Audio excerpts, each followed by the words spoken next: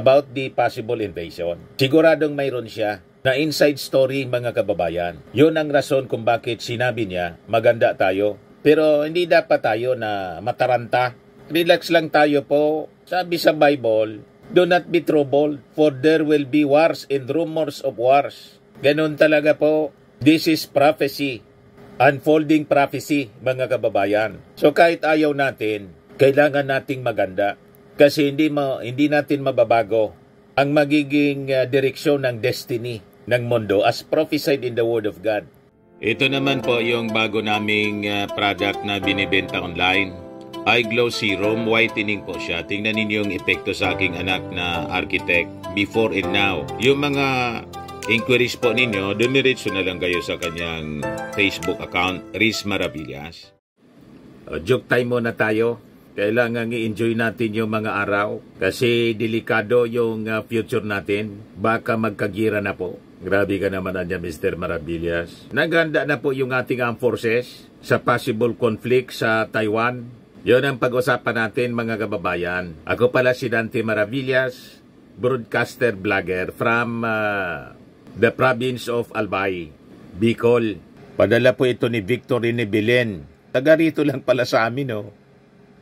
Nanonood din sa atin, mga kababayan, ang titulo ng kanyang kwentong katatawanan. Sino yung mahina ang ulo?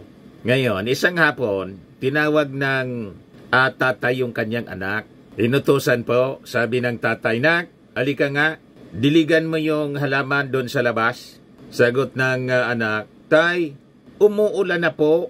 Sabi ng tatay, "Hina naman ang utak mo. Di magpayong ka."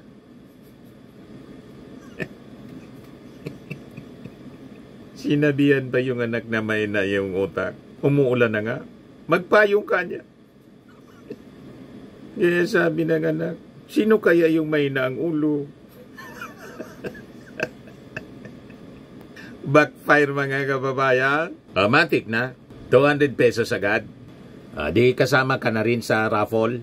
Sa monthly draw, 5,000 pesos. Yung hindi mapipili sa hindi mabubunot sa monthly draw, kasali pa rin sa ating grand draw sa December, 10,000 pesos yung mananalo. Yung mabubunot, mga kababayan. Ito na siya. Dito na tayo po sa seryosong topic. Talagang seryoso po ito, mga kababayan, kasi nag-warning na si Armed Forces Chief of Staff General Romeo Browner. Pinaganda na po yung ating armed forces, yung NOLCOM. Yan po, prepare rescue plan for 250,000 OFWs in Taiwan in case of invasion. Sabi po ni Browner, sinabihan niya yung kanyang mga sundalo. Kasi sabi niya, ang ating bansa niya inevitably involved if Taiwan invaded. Ang dami kasi po na mga kababayan natin nagtatrabaho sa Taiwan, 250,000. So hindi maiwasan na ma-involve po tayo. At sabi sa balita, malamang ang invasion po mangyari within 3 years. Tuloy-tuloy po ang military build-up ng China sa paligid ng Taiwan. At hindi natin nababasa yung isip ng China, baka idamay na rin po tayo. Kasi gusto nilang kamkamin pati yung buong West Philippine Sea. Kaya importante talaga yung ating paganda kahit ayaw natin pong makipagdigma. Ayaw natin ng gira. Kaya lang, kung idadamay po tayo sa paglusob, kailangan po na maganda tayo. Yan ang rason kung bakit yung ating katratado, bumisita pa lang dito si Igset, yung bagong defense secretary ng US, 4 days ago. Para i-reiterate, mga kababayan, yung ironclad commitment to defend our country base sa ating 1951 military agreement, yung RPUS Treaty. So ito yung sabi po ni General Browner. Sabi dyan sa balita, published by Manila Bulletin, Armed Forces of the Philippines Chief of Staff General Romeo Browner Jr. has tasked the Northern Luzon Command on NOLCOM to start preparing for the rescue plan for Filipinos in Taiwan in the event of invasion of China. There are around 250,000 overseas Filipino workers in Taiwan. At sabi po ni Browner, there is a need to come up with the necessary measures to ensure their safety and security in case of armed conflict. Desidido kasi po mga kababayan yung yung China, na i-retake po yung Taiwan kasi as you know, ang Taiwan po renegade province sa paningin ng China. Alam na ninyo siguro po yung history niya. Kaya nga po may one China policy tayo. Ngayon, hindi man tayo mangingialam sa conflict sa Taiwan. Kaya lang, sabi ni Browner, inevitably niya, we will be involved dahil sa presence ng ating mga kababayan nagtatrabaho doon. So nililinaw natin ito kasi baka gamitin na propaganda ng mga pro-China rito, yung mga DDS po. Sabihin, kita mo niya, kinakaladkad ni PBBM, talaga niyang bangag. Mahirap na po. Kinakaladkad niya talaga sa gira ang Pilipinas sa Taiwan. Nangingialam niya tayo. Hindi nga po maiwasan na hindi tayo mangialam kasi paano may mga kapwa tayo Filipino, mga OFWs, nagtatrabaho doon. Alangan man po, hindi tayo sasaklolo. Pag hindi tayo sumaklolo, di lalong napasama yung ating gobyerno. Hindi man natin po masisisi yung ating administrasyon kasi unang-una, 3 years pa lang nakaupo si PBBM. Kung naayos sana ng mga previous administrations, yung pamumuno sa ating bansa, naging economic tiger economy na sana tayo. Kung hindi dahil sa mga incompetent officials, hindi na sana nagtrabaho sa ibang bansa yung ating mga kababayan. Dito na lang. Yung promises mga kababayan ng mga dilawan na pagagandahin nila yung Pilipinas after na mapatalsik yung ating dating Pangulong Ferdinand Idralin Marcos, hindi man po natupad. Kaya nga sinisikap nga ngayon ng ating Pangulong Bongbong sa pamamagitan ng programa para sa bagong Pilipinas, sinisira naman po ng mga kalaban niya na gustong iupo si Sara. Kasi ang gusto nila pro-Chinese, pro-China, para buwelo yung China mga kababayan sa pananamantala dito sa atin. Hindi naman po tayo papayag sa ganon. Ngayon, going back dito, sabi ni Browner, tiwala naman anya tayo in the capability of the military forces tasked to secure the northern part of the country amid the aggressive modernization programs that include acquisition of modern military assets. Yan anyang NOLCOM or Northern Luzon Command is our frontliner here in the Northern Hemisphere. And as we saw a while ago, in their shift to territorial defense, they have gone a long way already. Pero sabi ni Browner, let me give this challenge, this further challenge anya. Do not be content with securing just the Northern Hemisphere up to Mabolis Island. Start planning for actions in case there is an invasion of Taiwan. Let us extend our sphere of operations because if something happens to Taiwan, inevitably we will be involved. Hindi niya maiwasan na tayo ay masangkot kasi kailangan nating i-evacuate. Military siyempre yung gagamitin natin, yung armed forces, para sa pag-evacuate ng ating mga kababayang OFWs. 250,000, napakarami po. And sabi ni Browner, there are 250,000 OFWs na nagtatrabaho sa Taiwan. And we will have to rescue them. And it will be the task of the Northern Luzon Command to be at the front line of that operation. China has been aggressively conducting war games in the South China Sea that includes areas near Taiwan, which it dreamed of annexing to its territory over the years. Yung Taiwan, mga kababayan, naganda na rin sa pamamagitan ng pag-conduct ng aggressive military build-ups that include acquisition of modern military hardware in anticipation of any invasion plan. On the part of the Philippine military, sabi po ni Browner, NOLCOM forces have been subjected to rigorous military exercises and readiness assessment through war games and other military exercises with other countries. Lalo na po ng Amerika. Anong nakaraang mga linggo, kasama din po yung Japan. Last year, yung Australia. So itong ginagawa natin mga kababayan, hindi para makipagyera, kundi for our defense. Baka kasi po tayo idamay ng China. Ito sabi dito sa balita, published March 28. China's military build-up indicates it is serious about taking Taiwan. Desidido talaga mga kababayan na invade yung Taiwan. O ngayon, ang tanong, kailan ba yon posibleng gawin, i-launch yung military invasion ng China sa Taiwan? Para may idea po tayo. O ito, i-share ko sa inyo. Itong kwento published by Global Guardian. Sabi dyan, will China invade Taiwan? A potential timeline for conflict. And alam natin na yung ating armed forces, hindi magsasalita yon si General Browner kung wala siyang mga intelligence information. Mga reliable intelligence information about the possible invasion. Siguradong mayroon siya na inside story mga kababayan. Yun ang rason kung bakit sinabi niya maganda tayo. Pero hindi dapat tayo na mataranta. Relax lang tayo po. Sabi sa Bible, do not be troubled, for there will be wars and rumors of wars. Ganun talaga po. This is prophecy. Unfolding prophecy, mga kababayan. So kahit ayaw natin, kailangan nating maganda. Kasi hindi natin mababago ang magiging direksyon ng destiny ng mundo as prophesied in the Word of God, that there will be wars and rumors of wars. Habang papalapit tayo mga kababayan sa panahon na pagsalubong natin sa mga believers lang yon. Malapit na nating salubungin mga believers ang pagbabalik, the second coming of our Lord Jesus Christ. Kaya Satan is working overtime. Tingnan ninyo ang sasama ng ugali ng mga tao ngayon. Tingnan na lang ninyo ang ugali ng mga DDS. Confirm po ang prophecy.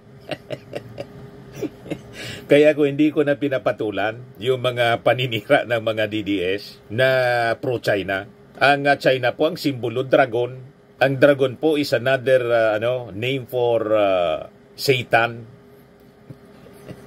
You see? Goddess po. Kaya pag umalyado kayo sa kanila, ibig sabihin, kaisa kayo sa kanilang ideology. Kaya lumilinya tayo sa Amerika. Kasi yung Amerika mga kababayan, isang Christian country. Kauri natin. Tama po? May takot sa Diyos. Lalo yung bagong leader natin, si Trump. Bagong leader ng Amerika. Di ba? Pati yung pag-aaral ng Bible, mga kababayan, Bible study. Yung prayers in public. Pag-pray in public, binalik niya po. You see? So tama lang na tayo umalyado, mga kababayan, sa Amerika kasi kauri yung ideology ng Amerika, democracy, katulad po natin. O ngayon, dito sa timeline po tayo of the possible invasion. Sabi dyan, kailan ba yung China posibleng i-invade yung Taiwan? Yan ang Taiwan mga kababayan. Sabi dyan, timing and probability of conflict, a closing window. Based po sa study ng mga military experts, ito yung tinatawag na potential flashpoints. So between 2024 and 2028, sabi dyan, in a webinar on the Taiwan question from Global Guardian, senior intelligence analyst Sev Feintak noted the following trigger points for a China-Taiwan conflict. So sabi dyan, in 2025, when Taiwan's military predicts China will be ready to invade, the year 2025 is marked by strategic significance as Taiwan's military predicts that China could be prepared to execute an invasion by then. This projection underscores the importance of assessing the geopolitical landscape during this period, as the perceived readiness of China could influence regional dynamics and prompt preemptive measures from Taiwan and its allies. So, with this study mga kababayan, in analysis, malamang dito din nakabase yung pronouncement mga kababayan ni General Browner na dapat nating pagandaan kasi palapit ng palapit. We are now within the timeline. Yung tinatawag na closing window ng possible invasion ng China sa Taiwan. Kaya nagsalita na po si General Browner. Sabi pa dyan, when China's Liberation Army marks its centennial in 2027, the centennial of China's People Liberation Army o PLA in 2027 is a symbolic milestone. The PLA's commemoration of 100 years could potentially coincide with the strategic moves, displays of military strength, shaping perception both domestically and internationally and influencing China's approach to regional affairs. Then isa pa, when the US likely nears semiconductor sovereignty, likely around 2030, reducing its dependence on Taiwan. Anticipating the year 2030 is crucial, particularly concerning semiconductor production. As the US progresses towards semiconductor sovereignty, reducing reliance on Taiwan for critical technology components, the dynamics in Asia-Pacific region may shift. The shift could impact the strategic importance of Taiwan in the eyes of both the US and China. So ang ibig sabihin, pag hindi na masyado mag-rely sa semiconductor production yung Amerika sa Taiwan, so mababawasan mga kababayan yung pangingialam ng US sa Taiwan po. Baka pabayaan na siya. Ngayon, na kailangan pang masyado ng Amerika, dependent pa siya sa supply ng semiconductor sa Taiwan, kaya po siya agresibo to give protection to Taiwan. Yan ang ibig sabihin yan, mga kababayan. And that is normal sa human relations. Kahit po sa relasyon sa bansa, parang sa magbabarkada lang, pag kulang na yung pakinabang mo, didistansya na siyempre sa'yo. Ganon lang yan po. That is the reality of life.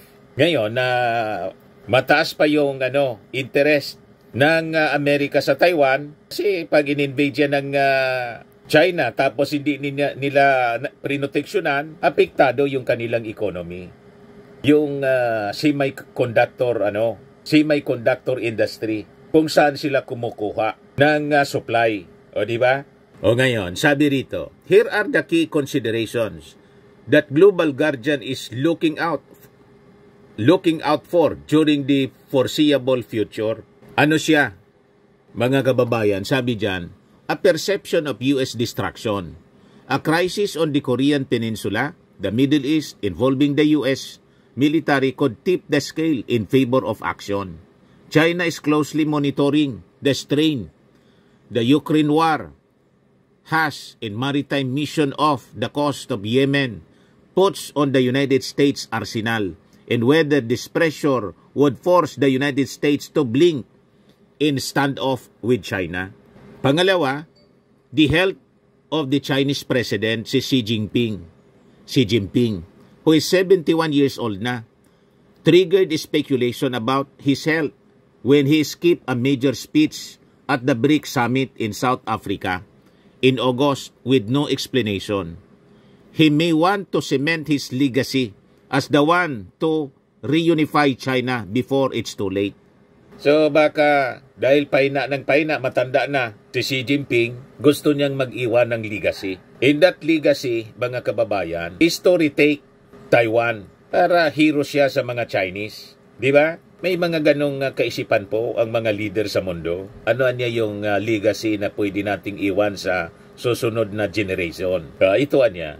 I-invade natin yung Taiwan para ito ang aking legacy. Nabawi na natin yung province. Di ba? Ganon yun po.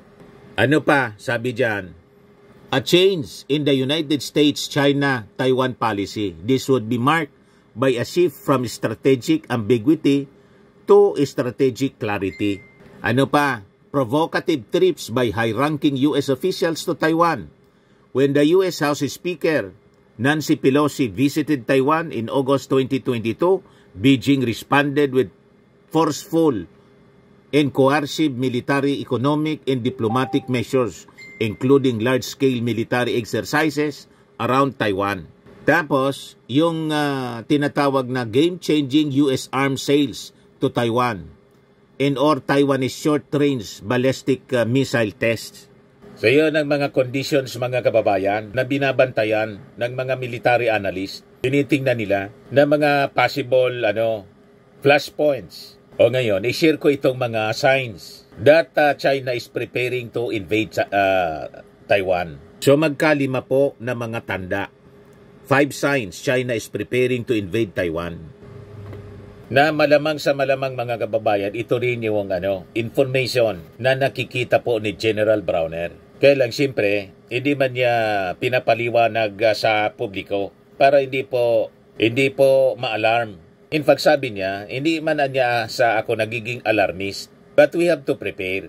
Yan ang sinabi niya kahapon po. Iba kasi kung tayo yung nagdi-discuss kaysa sa mismong Armed Forces Chief of Staff, tayo pwede nating pag-usapan ito in public. Anyway, na publicize na din po siya. Pinpublish ng Yahoo. So sabi dito po sa report ng Yahoo News, US intelligence suggests Xi Jinping has instructed his military to be prepared to make a move by 2027. And Xi, the most powerful Chinese leader since Mao Zedong, views retaking Taiwan as part of his political destiny. As such, many observers think it is a question of when, not if, he makes his move. So it is just a matter of time mga kababayan. Pero sigurado, nagagawin ito mga kababayan ng Xi Jinping. Yan ang paniwala ng mga analyst.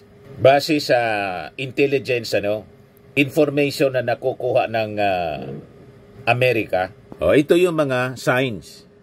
Magkalima na mga signs that suggest China might be preparing to make a move on the island. Ang una, yung tinatawag na gray zone warfare. Parehas yung ginagawa dito sa West Philippine Sea. Ginagamitan tayo ng gray zone warfare. Naririnig natin ito kay Commodore J. Tariela. You see? Yun din ang ginagawa mga kababayan sa Taiwan. So kung ginagamitan po yung Taiwan ng gray zone warfare at tayo dito ginagamitan din, di ang ibig sabihin talagang dapat maganda rin tayo.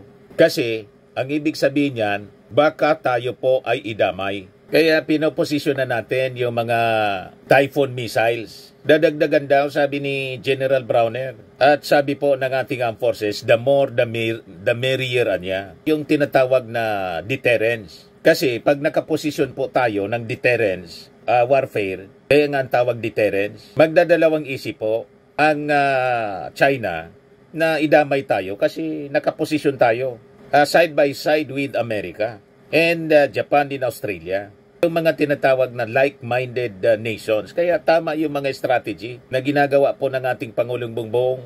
Kaya isupport natin po yung ating Pangulong Bongbong at kung sino yung endorse niya sa pagkapangulo sa 2028. Huwag dapat po ang pro-China. Kaya ginagamitan tayo ng mga propaganda kasama dito sa strategy nila. Yung sa 5 na signs. Yung propaganda po, unahin natin itong tinatawag na gray zone warfare. Ayan sabi dyan, China's military launched a record number of warplane incursions, over 3,000 into Taiwan's air defense identification zone in 2024 as part of its gray zone warfare, designed to exhaust a foe without resorting to open combat. In addition to intimidating Taiwan, such as activities allow the People's Liberation Army to hone its capabilities ahead of a full-scale invasion. Analysts say China's relentless harassment has already taken psychological toll and depleted Taiwan's resources. Yun din ang ginagawa nila dito sa atin po. Gusto tayong i-deplete.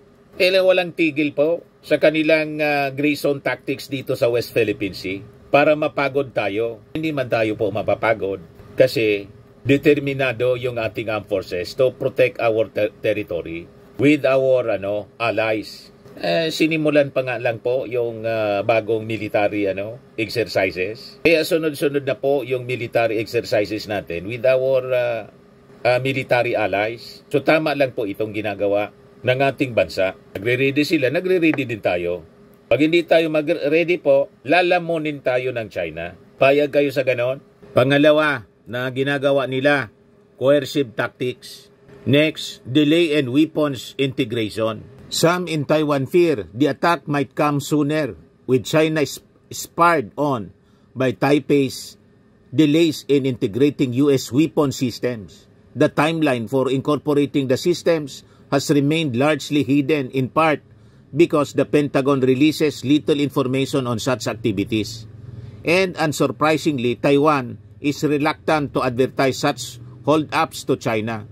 But in order to deter Beijing, many in Washington and Taipei have focused on defenses such as the Harpoon anti-ship over-the-horizon missile system, given the likely central role of the Chinese Navy in an invasion. Next is propaganda. A constant barrage of propaganda and disinformation is another weapon that China is using against Taiwan. Ganon din po ang ginagawa dito sa atin. May latest na nga po na propaganda na naman, yung China. Ayan po, ngayon pa lang, China warns Chinese citizens over unstable public security in the Philippines. Sinisiraan po tayo.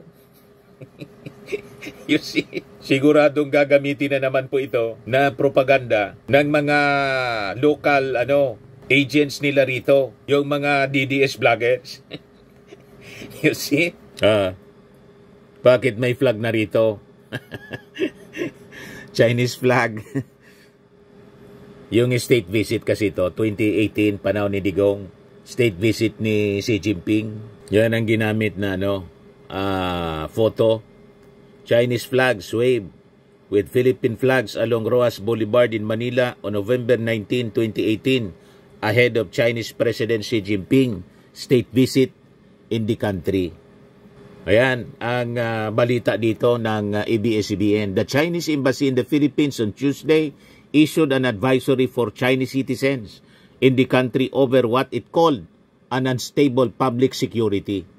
In an advisory posted on its website, the embassy claimed that Chinese citizens and businesses have been frequently interrogated and harassed by Philippine authorities, and security risks faced by Chinese nationals have also increased.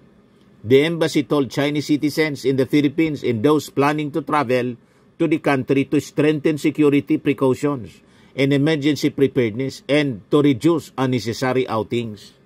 Inaharas daw po, sinisiraan po tayo. Hindi man po harassment ang ginagawa sa mga Chinese citizens. Kung di, yung mga Chinese citizens po, ina-arrest po, hindi hinaharas. Ina-arrest kasi mga spies.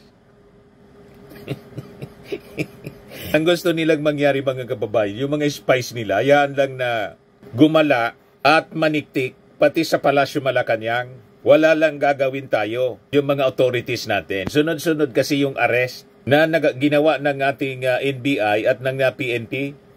May mga establishments na ni-raid po at doon nahuli yung mga Chinese spies. Kaya sinisiraan po tayo. Inaaras daw. Anong inaaras? Ina-arrest.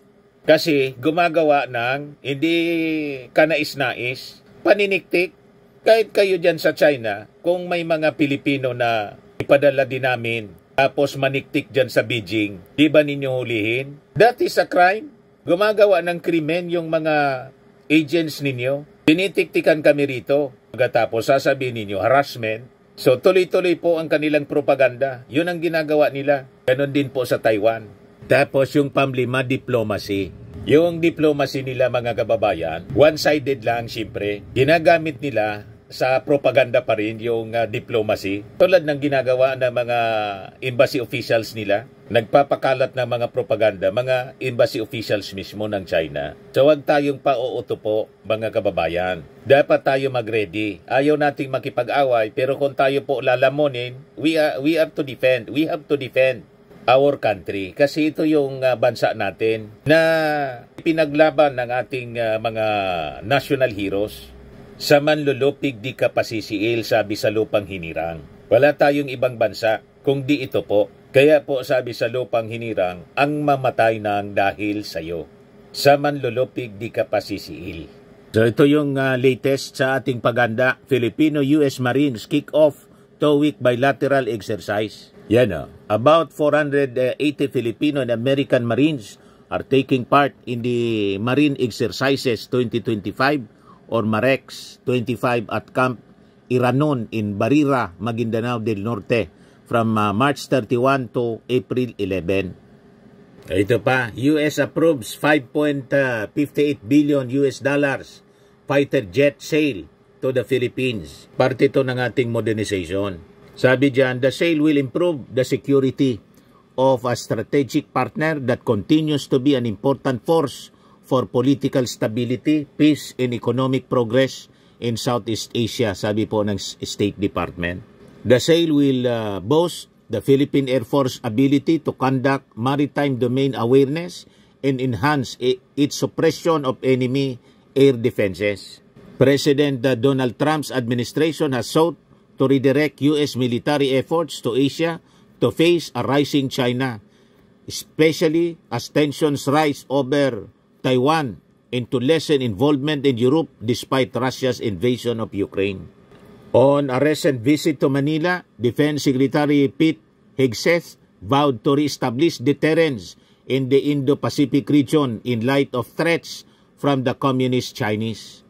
Secretary of State Marco Rubio has reiterated U.S. defense commitment to the Philippines in contrast to the Trump's administration's frequent talk of freeloading of the United States by allies in Europe.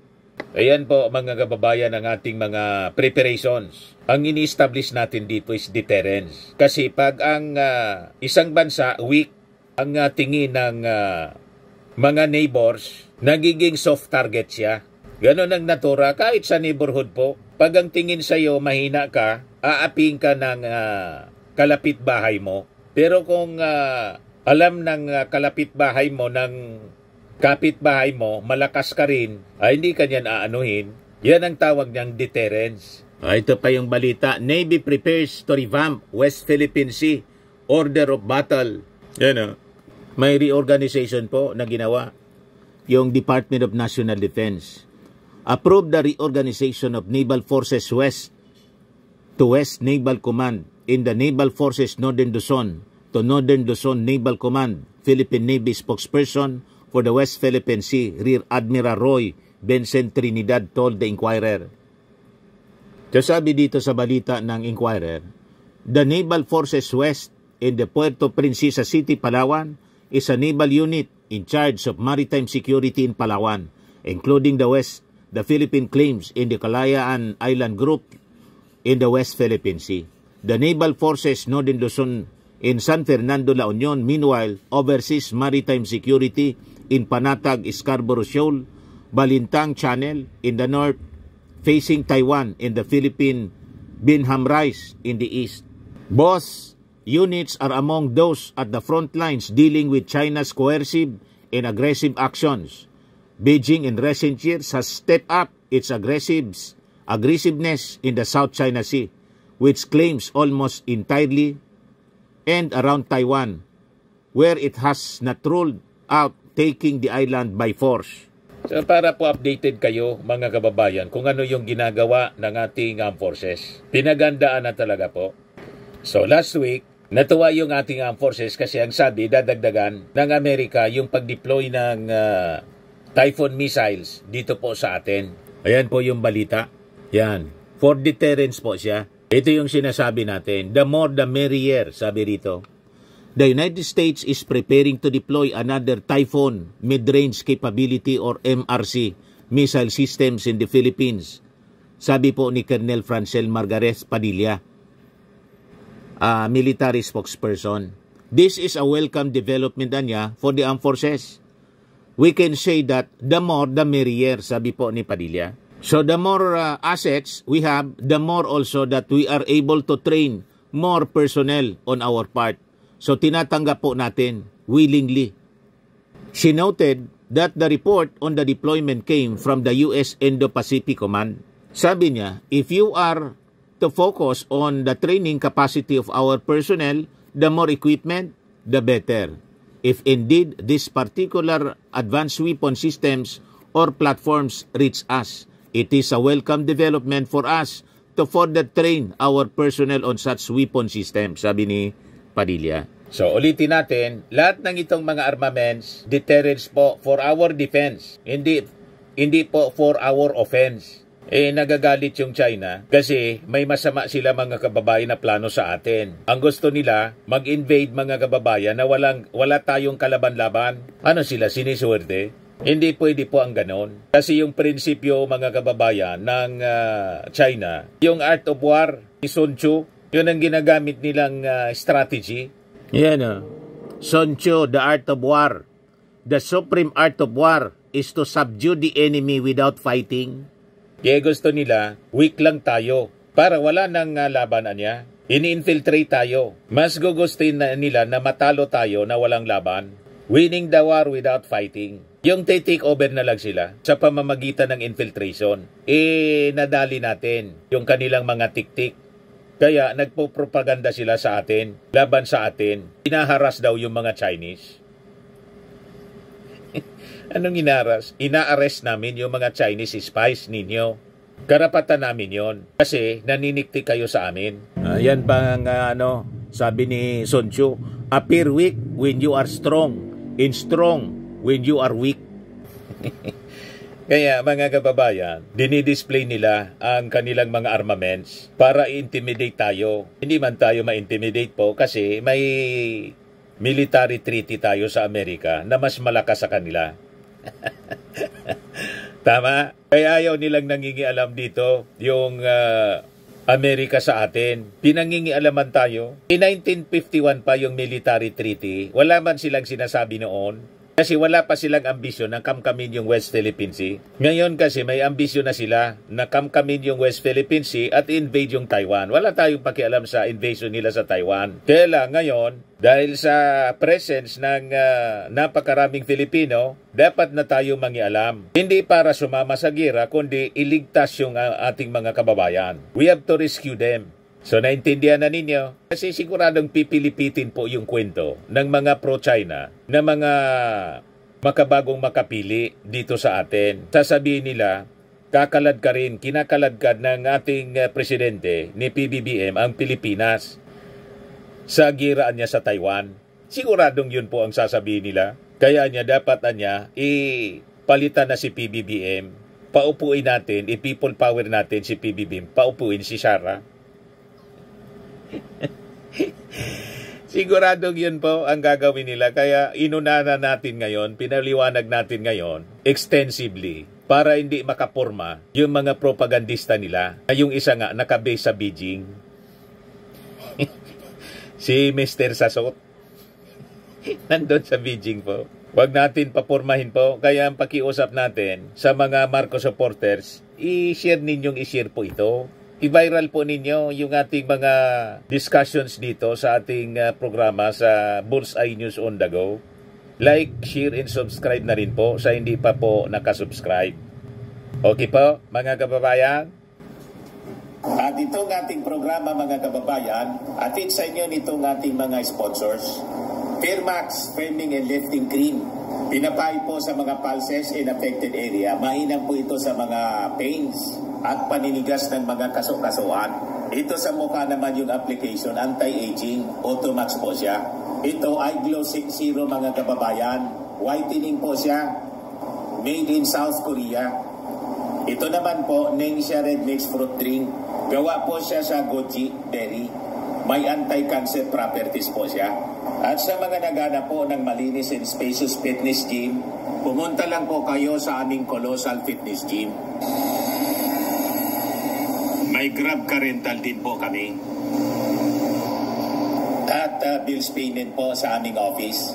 At saka sa mga mahilig po sa mga imported bags, manood po kayo sa live selling ni Madam Aileen Rosales sa kanyang Aileen Closet po. Pati mga shoes, ito yung kanya po.